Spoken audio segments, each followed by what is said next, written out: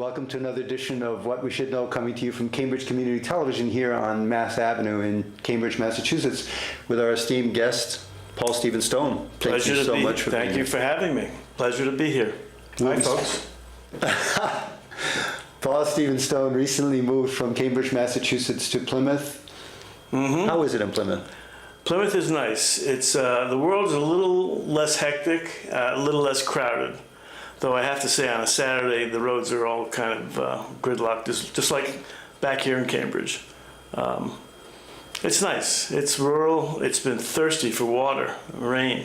The drought, yeah, that's hit all of Massachusetts, right? Yeah, last night we had a pretty good soaking, so that was good. You could tell the trees are happier today. You can see that. It's visibly. Although anyway. Concord, Massachusetts went through some really strenuous times from that rain. There was some flooding, there was some damage that was put out. Oh, I didn't know that. Yeah. I didn't know that. Concord, we're talking about Plymouth, the birthplace of America, and Concord, the seat of the revolution, both brought into the same event, positive in Plymouth and a disaster in Concord. Oh, it's too bad. Is it serious flooding, the downtown? Yeah. I don't know. I wasn't there. I just hear the newscast about those things. Okay. Paul Stephen Stone will be commenting today on Jill Stein's campaign and your continuing effort through your blog to bring some light and some understanding into an immensely complex political system. Yes, yes. I wrote a piece called Connecting the Dots, the Frightening Underbelly of the 2016 Presidential Election. And it takes a look at what was a very significant number of bizarre occurrences during the last 6 months to a year. And it takes a look at those in the context of a larger, well, in terms of the only context that makes any sense, which is a conspiracy. So I want to just talk about that, maybe go through the piece, if we have time to start off that way. Thank you. Let's do that. Okay, so this is Connecting the Dots. You can see it yourself at paulstonesthrow.com. Okay. What if, over the last 4 years, there has been a plan in place to subvert American democracy? A plan whose total aim was the election of Hillary Clinton to the presidency of the United States. A plan that became a conspiracy, please move down, as the Clintons gained influence or control over the corporate media, the DNC, Donald Trump, and the top levels of the federal government. A plan that envisioned a final presidential race between Donald Trump and Hillary Clinton, which was why the media originally made a hero of a narcissistic billionaire buffoon running for president, with all-day, all-Trump coverage. And why the corporate media turned on Trump the instant he won the nomination, working 24/7 to make him appear frightening to most rational American voters. And so it appeared the plan to anoint Hillary Clinton president of the United States was safely on track and speeding along with no obvious obstacles in the way. 33 state Democratic parties had signed on to Hillary's money laundering scheme. Her own chairwoman was in place at the DNC.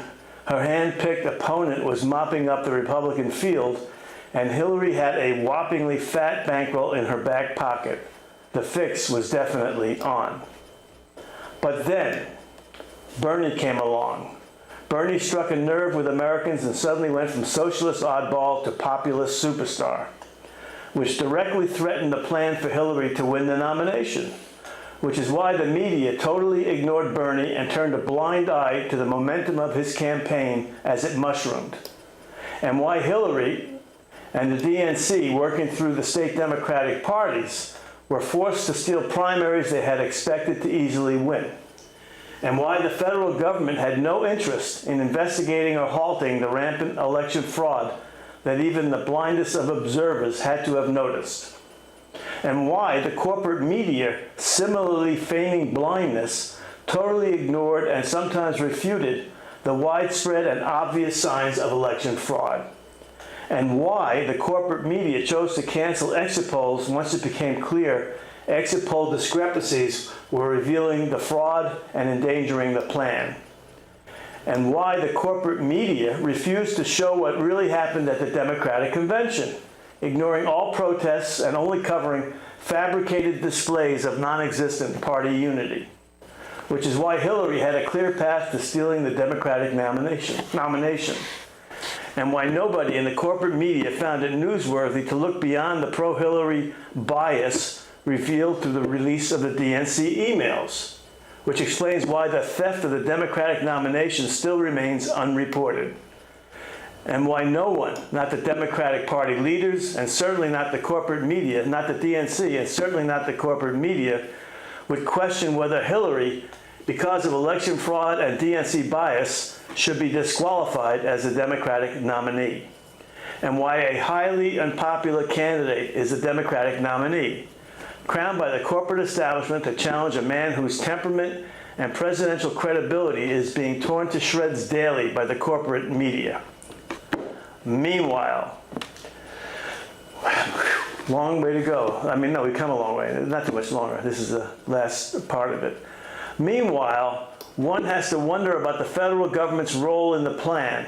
More specifically, one has to ask how high the conspiracy goes, and why nobody stopped Hillary when it became clear she was violating the terms of her agreement to keep the Clinton Foundation at arm's length while working as Secretary of State, and why the government ignored Hillary's obvious and pervasive election fraud, even though the White House received many citizen petitions for help.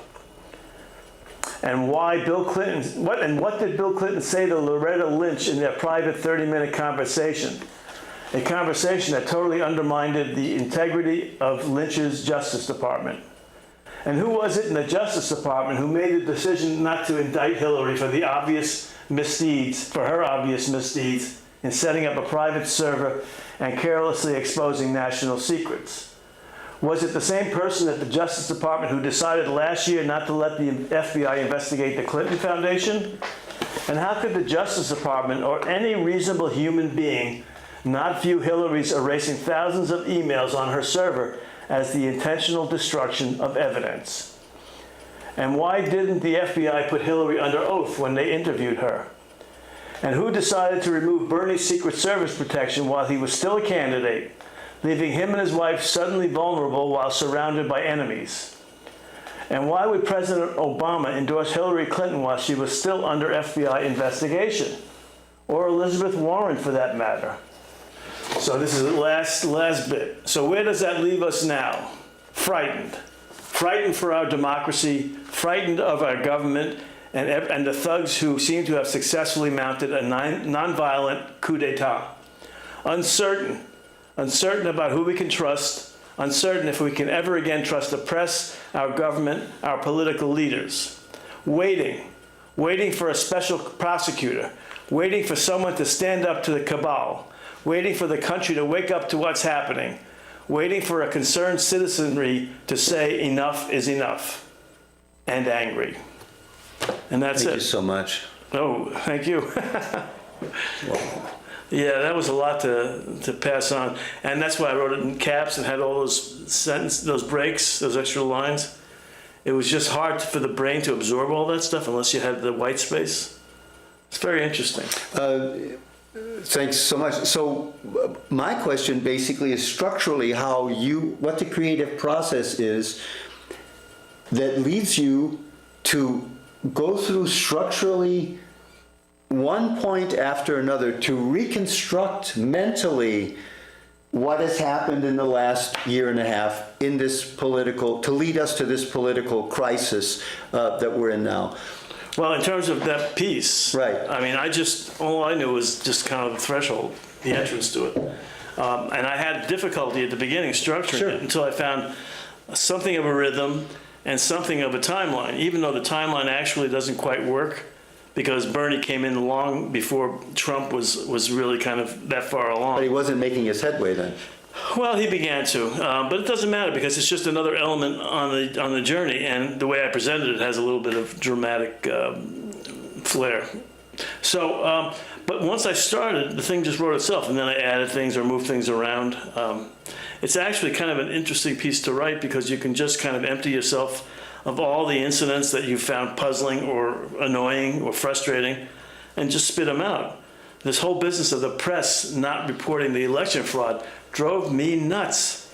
And I couldn't understand that they could be that complicit in a scheme to basically allow Hillary to steal the presidency. The press is obviously part of this entire... Absolutely. And I keep calling them the corporate media for that reason, because it's not the press's agenda to squelch news. But if you had seen CNN covering the Democratic convention, you would have said, this is nuts. All of a sudden, the delegates are walking off the floor. Their camera crew follows the delegates out to the news media section where they went. And then Jake Tapper says, well, we have to go back, and has Boys to Men singing on the convention floor. So that's purposely ignoring real news for something that's just canned filler for the convention. Right. No, they've been absolutely embarrassing. Anybody in the world community that comes and looks at what they did this election would have to say that these guys were in the tank, as was the federal government. There's a question now. I've heard that there's an investigation with the New York attorney in New York, Southern District of New York, supposedly investigating the Clinton Foundation. And then all the speculation is that James Comey is going to use this to basically redeem his loss of stature and credibility from basically giving Hillary a get-out-of-jail-free card. So the speculation is that he had no choice because Loretta Lynch was somehow or other shutting it off, and her department already shut off an investigation of the Clinton Foundation. So the speculation is that this is him going around Loretta Lynch. I have no idea who the. I would have thought the Attorney General was over the federal prosecutors, but I would have thought so too.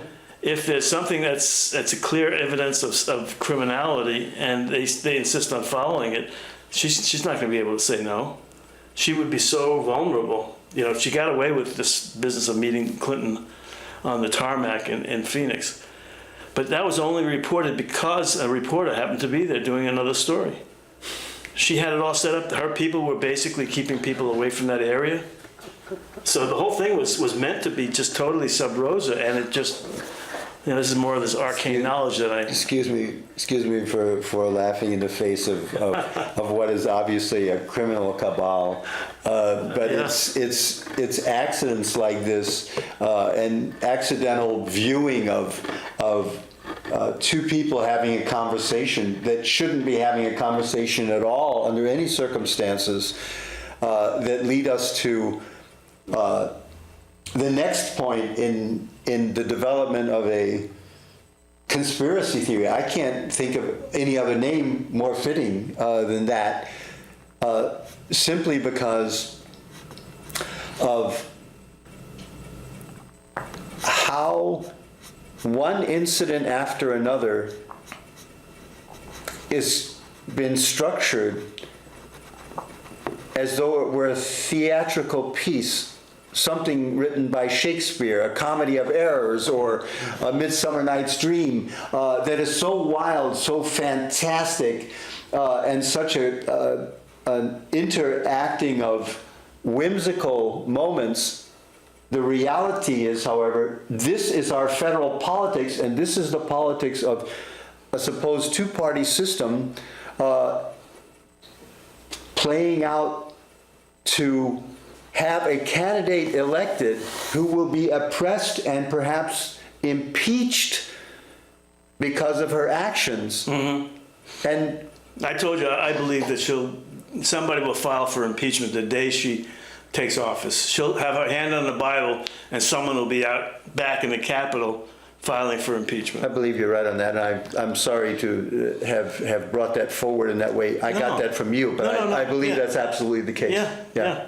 No, I think with Hillary and Bill Clinton, scandal basically grows on their legs and grows up their body like moss, and it's impossible for them to keep it off. It just naturally grows, and the things that they do just naturally incite scandal and observation and concern. And the thing is, we've lost whatever moral standards we had. You know, this whole business of being able to vote on a development developer's development, the developer who gives you money. Right across the street. Right across the street. If we can just mention that, this is what we're speaking about. We're able to do this. Yeah, above the Quest building, there's going to be a 21 or 22-story luxury apartment residence. Directly across from our studio here in Cambridge, Massachusetts. Where you now see sky. And that will be, that's the result of zoning that originally was limited to 80-foot structures being totally disregarded by the city council, and they approved what's probably 210 feet structure with all these stories in it. And this is the thing that the morality has fallen to. 6 out of the 7 people who voted this thing through had all been given donations to their campaign, significant donations for over 2 years by the attorney who shepherded this thing, a former city councilman and mayor himself, who shepherded this through the council. So, and they all have the same affordable housing excuse or cover, and they use it. But the thing is, the morality standards have fallen so low that all they have to do to basically meet the lowest requirements of the law is register all these donations to this website, where theoretically people can go look and make judgments for themselves. But it doesn't matter if there's a conflict of interest as long as they've reported the source of the conflict. And this is the local application of the same moral depravity, moral, ethical, and political depravity that is gripping here in Cambridge, Massachusetts. That's part of the federal political system, obviously. Yeah, this has become, I mean, it's so rampant. It's almost as though the barbarians are at the gates. For us to have lost our values and moral guideposts the way we seem to have done, Hillary would never have been in her position had she not been able to steal the election right now. But besides that, all the things that would say that she's a bad candidate would have previously kept her out of the running.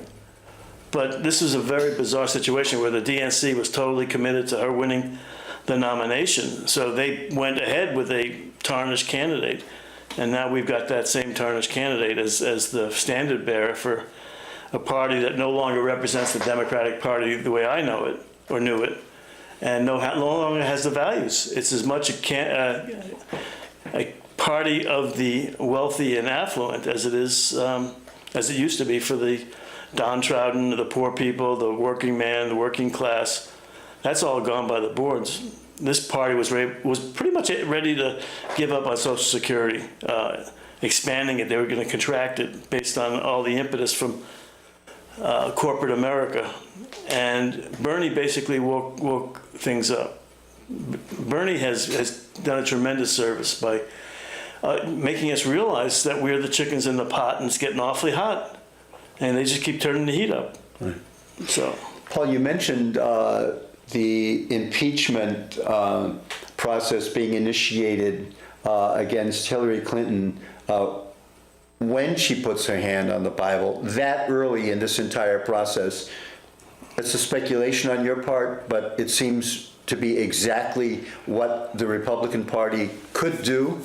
I don't think it's an exaggeration. I think the amount of energy that's invested in dislike for her and distrust, as was shown in the Benghazi hearings, is going to carry this thing forward. She's going to have these guys dragging her down for the rest of her term.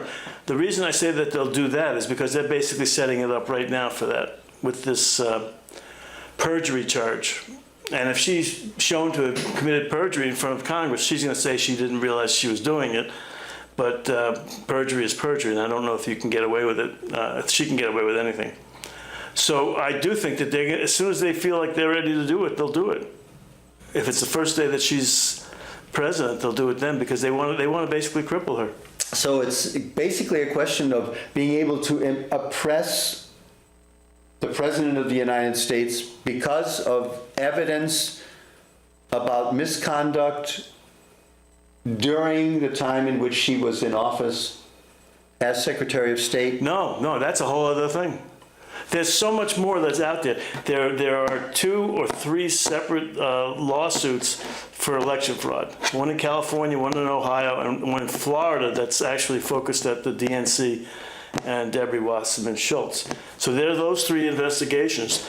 there's supposedly an investigation of the Clinton Foundation and all the nefarious dealings. There's a fellow who's from Wall Street. If you listen to him, he talks about the Clinton Foundation basically being a sponge to soak up all this money that millions of people donate to help with tragedies, and maybe a couple of million get put to the tragedy, and all these billions get siphoned off, and maybe they're somewhere in the Cayman Islands or somewhere like that. Oh my God. Yes, and the estimate he has is 19 billion. That's his estimate. Now, is that true? I can't swear to it, but it fits in with this picture of what's happening.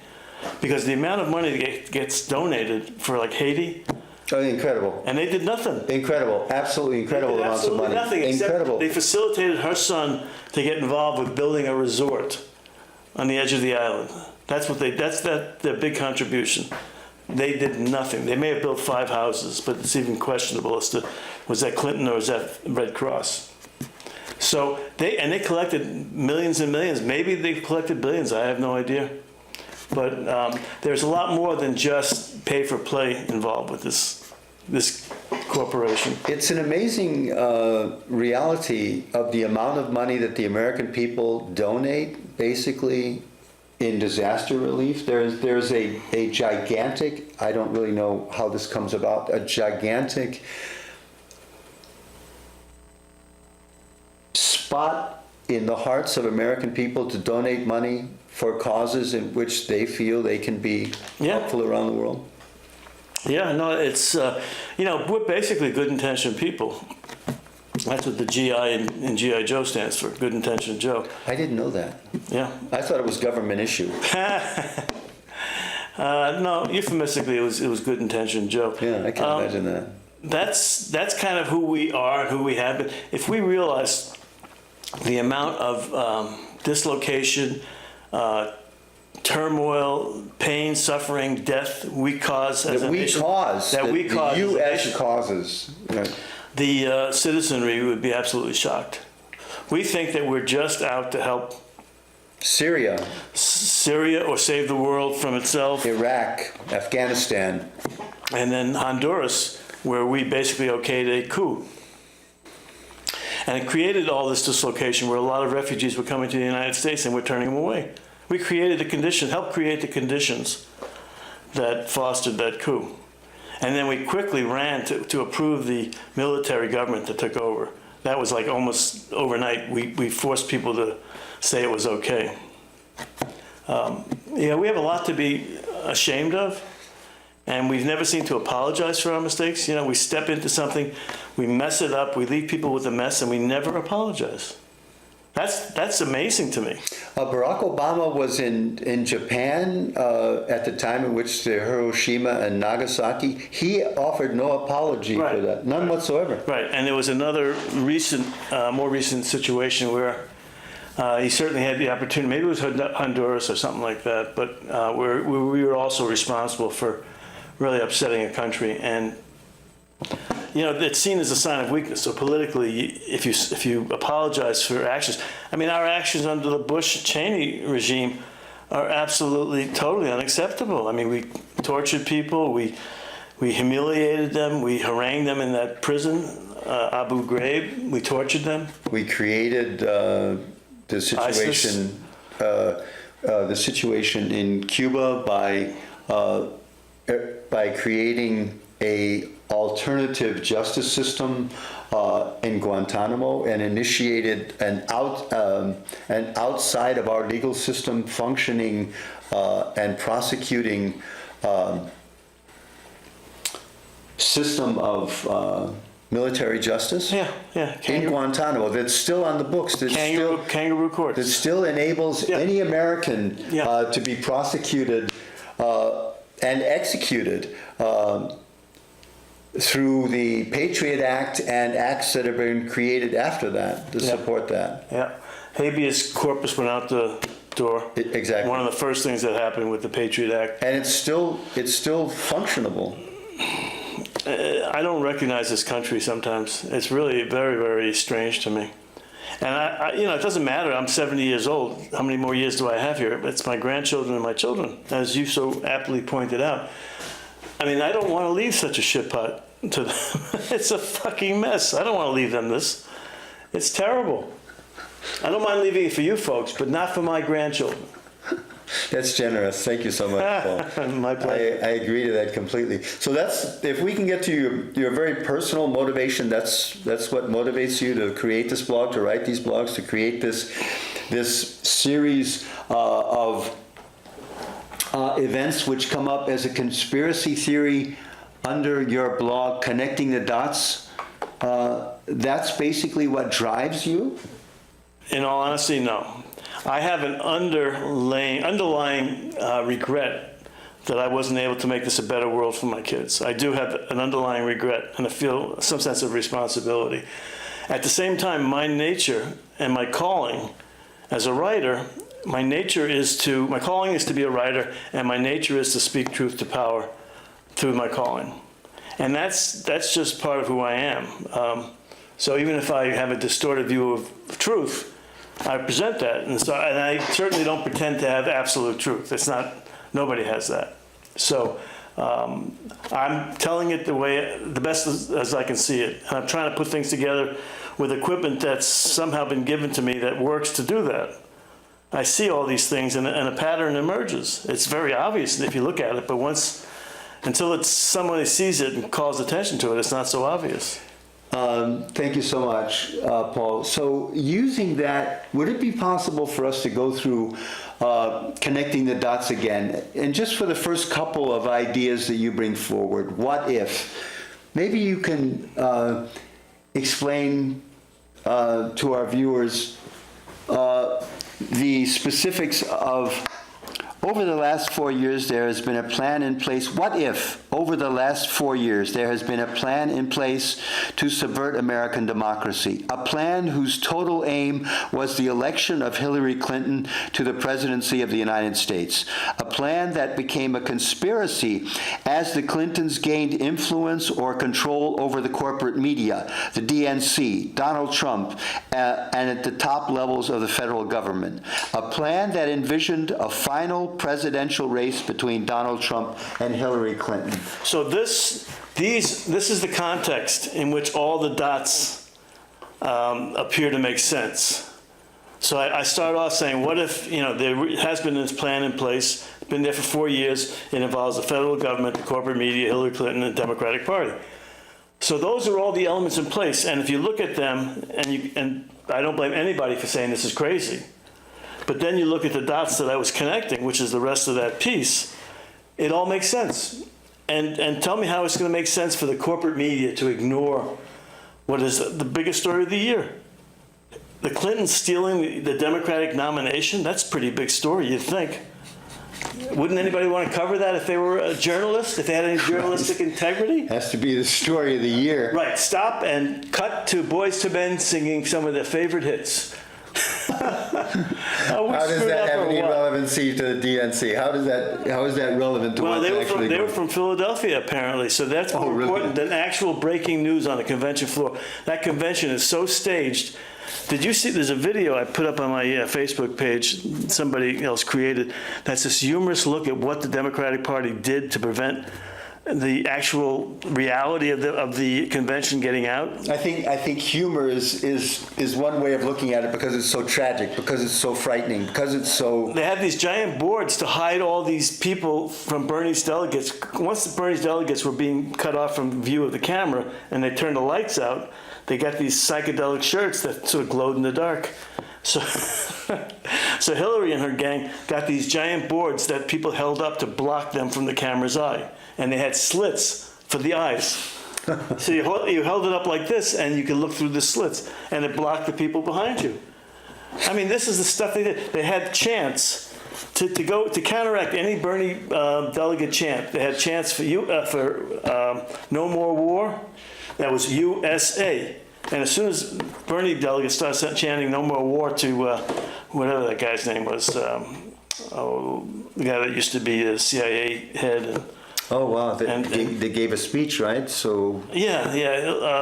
Name sounds like a Polano, but it's not. Anyway, it doesn't. It was a general, wasn't it? No. He was the head of the CIA. Oh, got it. And he was also Clinton's chief of staff, I think. I'm sorry, I can't come up. I can't either, but it doesn't matter because they started chanting no more war because he was defense chief at one point too. And then all of a sudden, Clinton's people came out, USA, they had sheets that said, if this chant gets said, this is the chant that we correspond with. So they were so concerned that the party unity be expressed that they got the media to totally ignore any signs of dissent. What kind of friggin' news In a media is nominating that? conference, they're supposed to determine who the nominee is, not block one another, not Yeah. I mean, upstage one another. What kind of corporate media, what kind of media is that? Totally in sync with covering up the news. It's really bizarre. This is what we've been doing. So in my mind, that doesn't make any sense unless the media has been committed from the first to having Hillary be the nominee and eventually the winner. And it was orchestrated that way. Yeah. The Clintons played this thing like virtuoso, harpists. Every string was plucked just right. And the reason being is their immense amount of influence through Bill Clinton's presidency, through his connections, through Hillary Clinton's inside operations during the Obama administration, through Debbie Wasserman Schultz's influence. And Obama must have made some promise to her when she stepped back and deferred to him, endorsed him. Oh, I'm sure she'll come up again. But so, yeah. He sold his soul, and I don't know if we'll ever understand fully what. And this TPP is another example. His signing the Monsanto Protection Bill is a perfect example of how this guy has gone off track. And at the end of his tenure, he's trying to make friends with all the corporate interests and maybe get enough money for his library, or get a Supreme Court nomination, which is what I think one of the things he's looking for from Hillary. That he goes on to the Supreme Court? Sure. Barack Obama as a Supreme Court justice? Sure. Why not? Wow. I mean, what does she have that she can offer? He's a millionaire. I can't imagine a worse candidate than Barack Obama, seeing as how... He's a constitutional lawyer. Yeah, for us, because what we've seen in the last year, it makes us wonder how the hell... We've seen Guantanamo, when we see what he's done with Guantanamo. Right. But anyway, that's just my guessing as to what she could offer to keep him in line, to make him do what he's done, which is basically kept the federal government, licking her hand.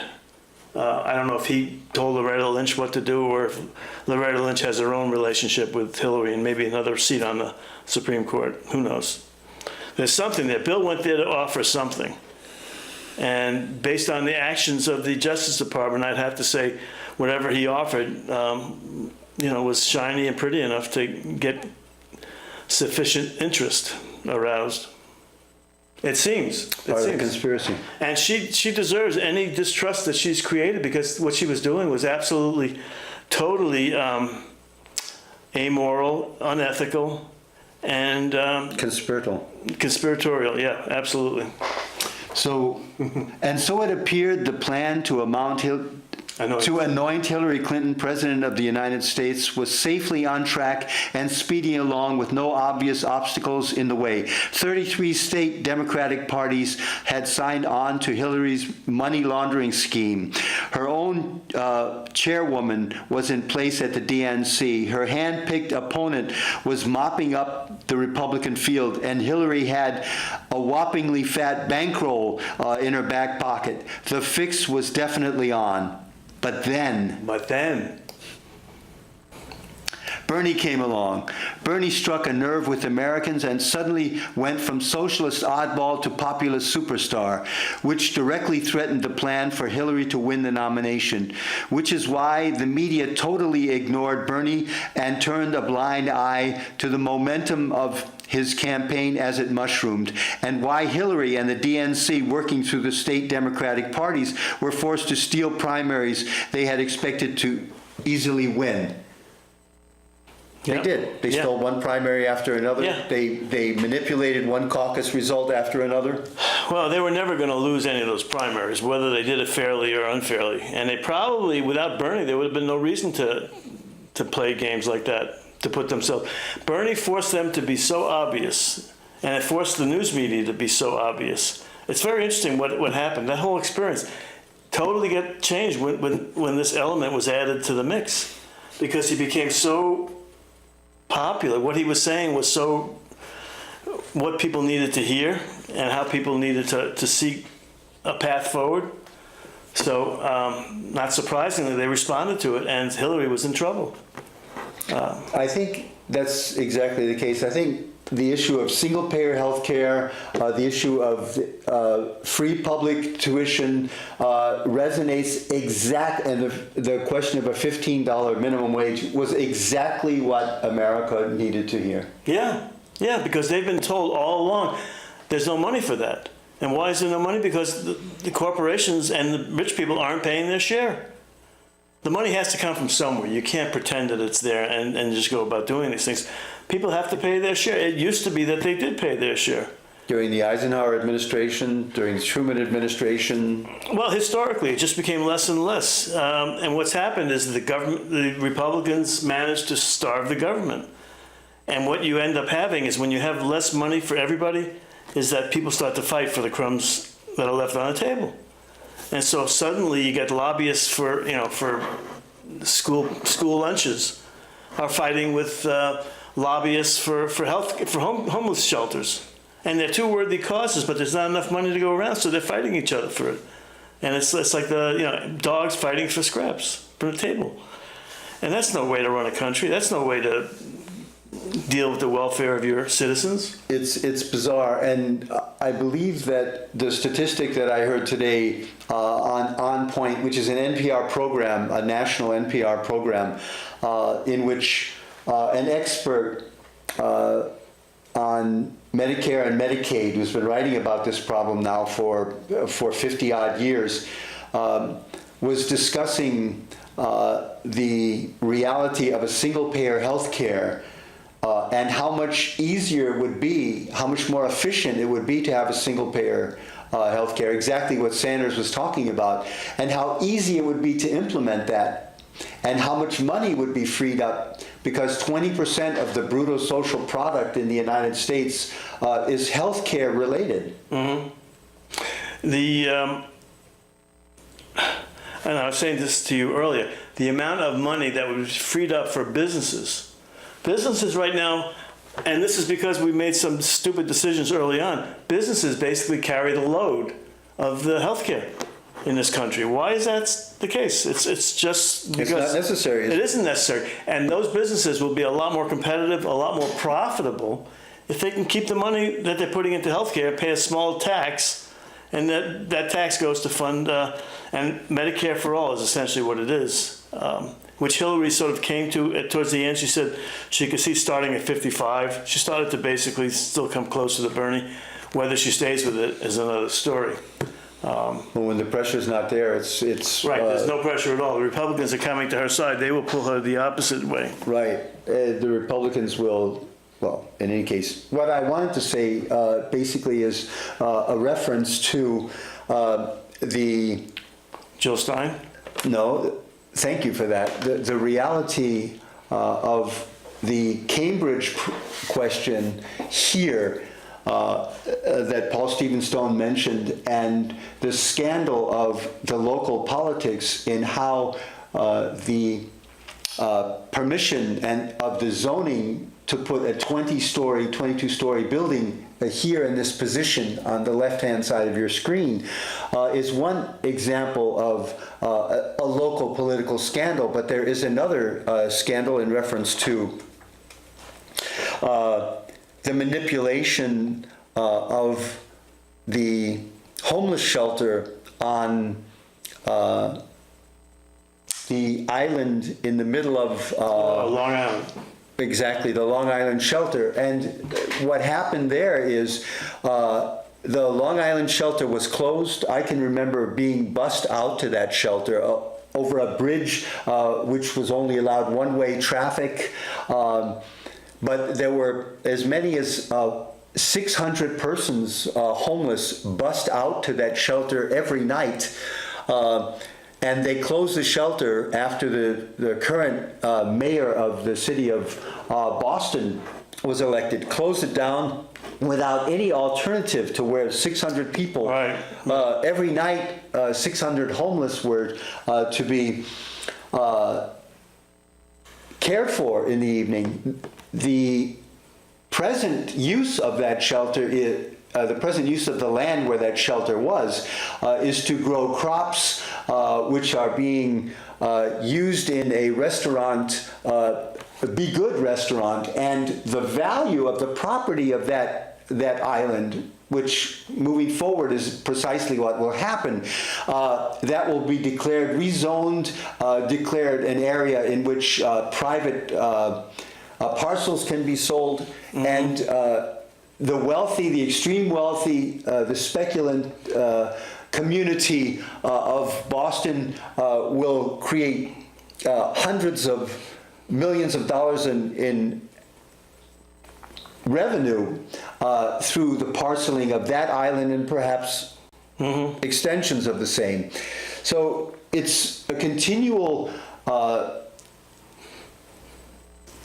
erosion of the ethical basis for a society to target the poor and the most vulnerable, the homeless in this particular case. But to try to mention this point, today is the 20th anniversary of Bill Clinton's signing of the welfare reform in 1996, which is typical basically of how the Democratic Party and Clinton, particularly the Clinton methodology to strike at the most vulnerable and create a deal with the Republicans, basically ostensibly to create a healthcare system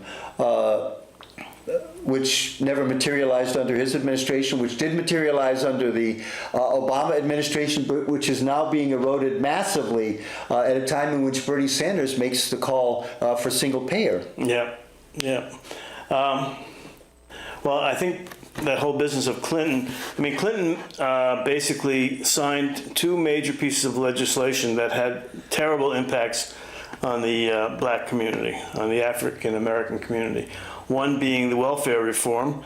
And I'm not so sure that welfare reform wasn't warranted. I just think it turned out to be a lot more draconian for that community. And nobody sort of tracks it. You know, if people fall off the edge of the universe, people don't say, well, what happened to Stan and Joe and Mary? They're just gone. And so the impacts of the welfare reform, I think, were fairly draconian. And then the mass incarceration of blacks happened as a result of one of his crime bills, yes. And it's being seen now, and he and Hillary have basically denied it. They've acted as though it had nothing to do with them. The reality was, Time. sorry, I'm allergic to Clinton. We don't have a thermostat here at Cambridge Community No, Television. it's comfortable. I'm just allergic to the Clintons. I just can't help sneezing when I'm talking about them. But you know, Hillary will say she made a mistake and then go on. I mean, here it took a long time for her to get to say that some of this might have been done better. You know, she did admit that NAFTA had some unintended consequences. That's as close as she came to saying she made a mistake. She sold NAFTA, you know, like it was nobody's business, and she did the same thing with the TPP until Bernie forced her over to the other side of that argument. Will she stay there? I doubt it. I doubt it. She'll push TPP through. Whether she does it verbally and up front or whether she kicks it through with her toes, right, and we don't even see it, remains to be seen. But based on her track record of telling the truth and being honest with us, I suspect she's not telling the truth about the TPP and that she's going to basically push it as soon as she can. Paul, thanks so much for working with us through the conspiracy reality of what we've seen here at the federal political shenanigans, taking up a year and a half of the entire political energy in the United States, where other nations in 4 weeks elect another premier minister or head of state. The United States, the only nation which takes a year and 3/4 to elect a president, and then in the scandalous method which is shown in the last 14 months. Well, you know, the truth of the matter is it's a commercial enterprise. There's a ton of money that's made by political consultants, by advertising agencies, by broadcast media. It's a trough that has many pigs feeding at it. And nobody's invested in changing it other than the American people. And they don't count for much. But it's a pig trough. It's pigs at the trough. And there's too much money being distributed to easily turn off that spigot. And Citizens United, this disastrous decision by the Supreme Court, is still in the books, but I believe Sanders has called for the repeal of that, and if he were in office, I'm certain that would be something he would attack immediately. However, Sanders does not have the opportunity to run for President of the United States, but Jill Stein does. Yeah, Jill Stein does. And if Bernie had thought this thing's over carefully, he might have run with Jill Stein. She basically opened the door for him to run with her. So I've written a piece called "Why This Burner is Voting for Jill Stein." I put it on the Facebook on a number of different Jill Stein related posts, and essentially there are two big reasons. One is that what we have to deal with today, the two options, doesn't work anymore because both choices have been co-opted by the moneyed interests. So we need a viable third party to keep this thing alive. And every 4 years we say, well, that's just voting for somebody. If we vote for Jill, we're voting for Trump. Right. Rather, if we don't vote for Hillary, we're voting for Trump. Right. And that argument, every election cycle, gets put to the front. And we need to have a third party. So voting for Jill, I would like to think that enough people like me would vote for her to actually give her a shot at getting some visibility, helping the Green Party emerge from obscurity. Without a viable, well-intentioned, principled third party, we're going to get more of the same. We're going to get Trump and Hillary repeated in the next election cycle. And it's just killing the country. You need to have some honest people leading the country, and you need to have the country's interest at heart rather than major donors. That's why everything is so fucked up. Excuse the language. Oh no, this is free speech television. But speaking truth to power makes sense, and we appreciate it, Paul. Yeah, thank you. Would you be willing to get a look at some of Jill Stein's platform? Sure. She has, in fact, they had a list of all main policies in terms of free public education, single party payer, all down the list next to Bernie's, and they were all checked off, except she would not necessarily commit to continuing the drone program. She would not commit to killing. Good choice. Yeah, if you're going to question something. Now, I'm not necessarily advocating for eliminating the drone program because I think there are issues about how it's conducted, and in terms of fighting a guerrilla warfare, that may be one of the few powerful weapons that we have as a civilized society. But it's been used poorly, and it's been used to the detriment of civilian populations. So I don't mind her scrutinizing that. But essentially, all the major issues, she was in the same place as Bernie. So if you have a question about, education, public education, or tax relief and expanding Social Security, it was all the same as Bernie. So let's get a look, if you care to do that. Let's basically get a look about this. And this is the Jill Stein website, 2016 Jill Stein. And by simply by Googling or looking under Jill Stein 2016, you'll get this website, Jill Stein's 2016 platform. And the way this platform is structured are specific points, as you can see, under the various large headings. Our Power to the People plan, for instance, and then climate action, protecting Mother Earth and humanity. So Stein begins her platform with the question of global warming and then mentions these points one after another. Then jobs as a right, the key support for labor. You know, the only thing that, the only candidate before Jill that talked about climate change as an emergency, as an emergent situation, which meant that no matter where you had it in your own priority, if you have an emergency, you got to deal with that first.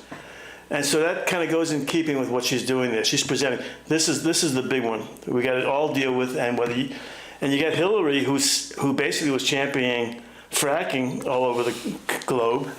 And you got Donald Trump, who thinks that climate change is something that somebody put in a cartoon in the Sunday Times. It's just ridiculous. So I like that Jill is treating that as the first thing. It makes sense for the Green Party, but you know, basically we're all living on this fragile planet, and we're not treating it like it needs to be treated. It's true. And it's not like we have somewhere else we can go. Exactly. At least not 7 billion of us. Healthcare as a right, which is the subject that you were kind enough to address a couple of times today. So healthcare as a right, then education as a right, and then the question of a just economy. And she mentions guarantee a living wage job for all, set a $15 federal minimum wage with indexing, break up the too big to fail banks, and democratize the Federal Reserve. Are there any questions in there that you would find particularly worthy, the idea of a just economy and how we would be able to get more jobs in the United States, the idea of preventing the TPP, preventing that, and Donald Trump's idea of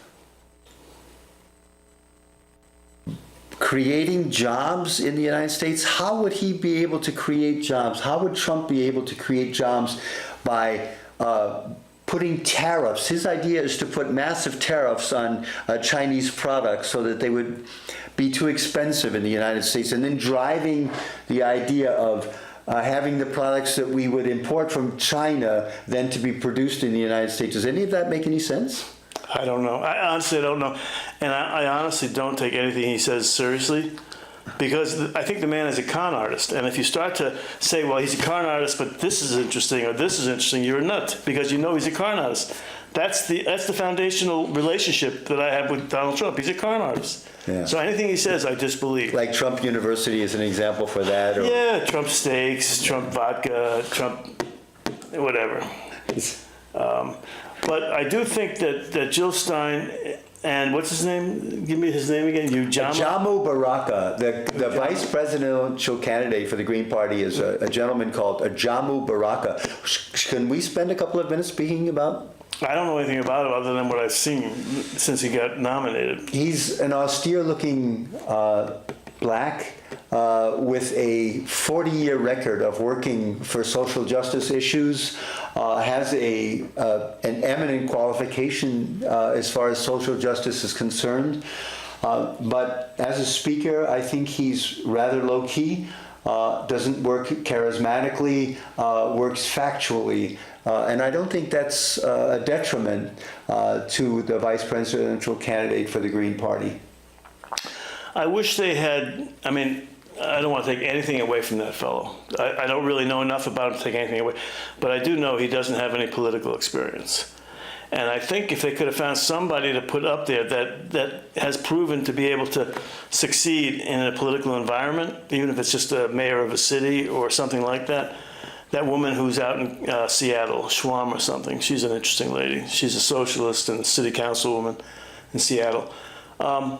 So I think they've lost a step, because the reality was they have to start looking a little bit practical, a little bit more practical or pragmatic, and having somebody in a position, because Jill Stein is not a political, player either. I mean, in terms of her background. So that's what I would have liked to have seen, or somebody, barring that, who had just a lot of charisma. But you never know. I mean, maybe he will catch on. Maybe he'll discover his inner politician, or is it a personality? I don't know. I agree completely. I think the point of Jamu Baraka getting the nomination of vice president under the Green Party has to do with the fact that he has qualifications, eminent qualifications in reference to social justice, and the primary question under blacks in the United States at this time has to be the question of the idea of Black Lives Matter, the Black Lives Movement, social justice for blacks, and a position in which blacks can justifiably demand that they not be targeted by police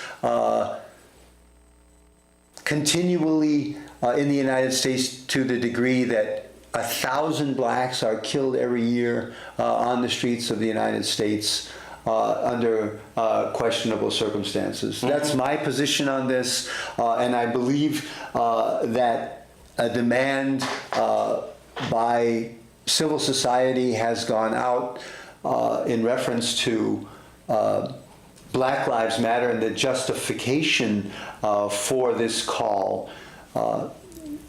And it's my hope at this position that minorities in the United States will recognize that there is no party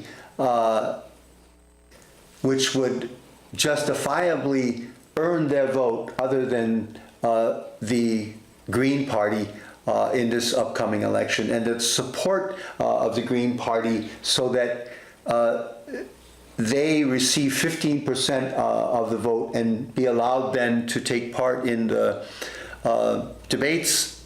You mentioned that there is some type of criteria for this, how the 15% clause comes about?